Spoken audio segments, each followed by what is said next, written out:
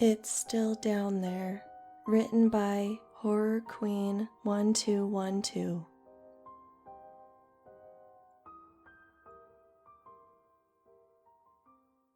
I was homeless for 4 months.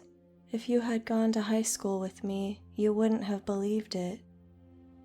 I was Sherry Woods, the cheerleader, the honor student, the runner-up for prom queen. I came from a good family.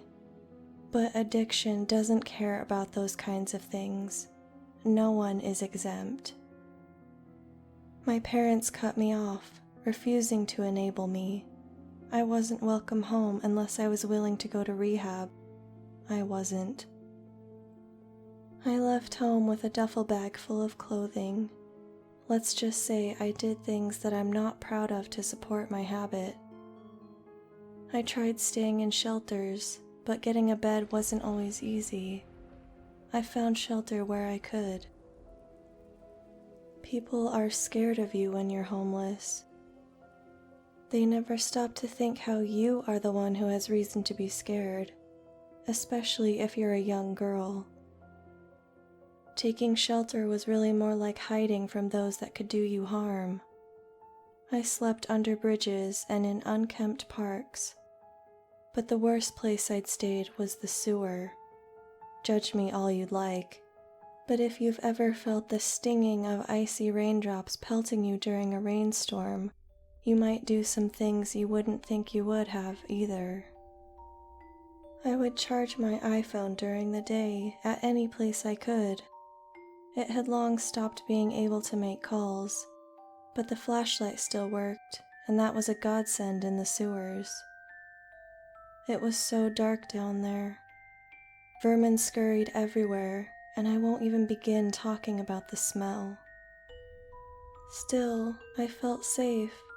Well, as safe as I could feel. I set up my makeshift bed and I went to sleep. I woke up a few hours later with the distinct feeling that something was watching me. I grabbed my phone and turned on the flashlight. Nothing. Not even a rat. Usually this would make me happy, but tonight it just unnerved me. I kept hearing this strange sound. It was similar to someone clucking their tongue.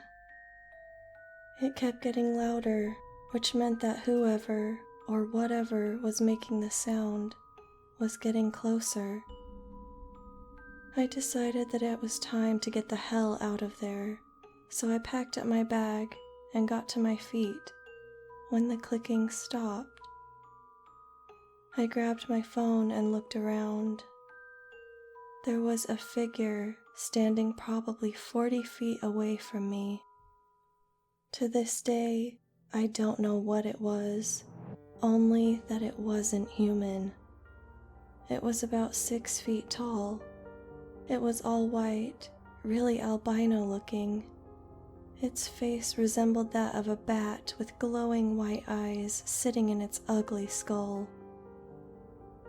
We just stood like that for a minute, until it let out a large shriek and barreled towards me. I screamed and ran as quickly as I could. I threw my bag at the thing, trying to slow it down while also keeping anything with extra weight off of me so I could move faster. The only thing I had in my hand was my phone, so I could see where I was going.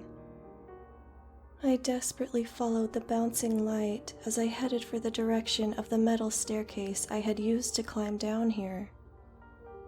I had kept the round metal plate that led to the street askew to make it easier to leave in the morning.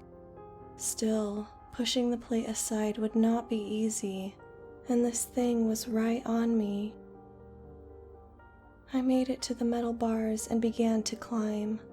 The metal was slippery from the rain that had continued falling through the opening. I felt a clawed hand grab my ankle, cutting deep into the skin. I screamed and tried to kick it off, but it was no use. Instinctively, I grabbed the light and shined it in the creature's face. As soon as the light hit the eyes of the creature, It let out a squeal of pain. It can't take the light, I thought to myself. It must have been down here in the dark for who knows how long. I had found a weakness. I continued to shine the light directly in its eyes. It let go of my ankle and backed up. I limped towards it, phone outstretched. I went on the offensive, causing it as much pain as possible.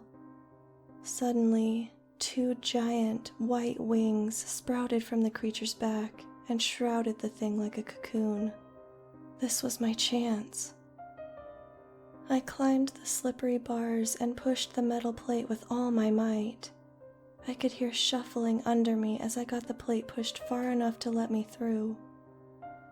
I wrenched myself out of that sewer, though not before getting another deep cut on my opposite ankle from the giant claws. I got out into the pouring rain and pushed the metal plate back with both hands. It closed, blocking the horrid screeching sounds that would forever haunt my nightmares. I collapsed on the ground, not believing that I was alive. The shock of the night's events seemed to hit me, and I lost consciousness. The next thing I remember was waking up in the hospital. My legs were bandaged up and I had wires all over me measuring different bodily functions. The first thing I did was call my parents. They rushed over to the hospital and to my bedside. My mom wouldn't stop crying. They were asking me what had happened, but my only response was that I was ready to go to rehab. Needless to say, I had hit rock bottom. I've been clean now for 6 months. I have a job waitressing and am starting school in the fall. The only person I told what happened was my sponsor, Jen. She had assured me that the drugs had made me see wild things. The whole thing must have been in my head. After all, which is more likely, that a bat monster attacked me in the sewers, or that I had a bad trip? I never argued the point with her, but if it was just a bad trip, where did I get those horrendous scars on my ankles?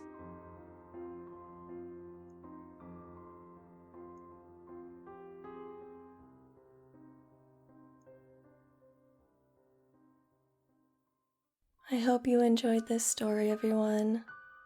Have a good night. Love, the Mistress.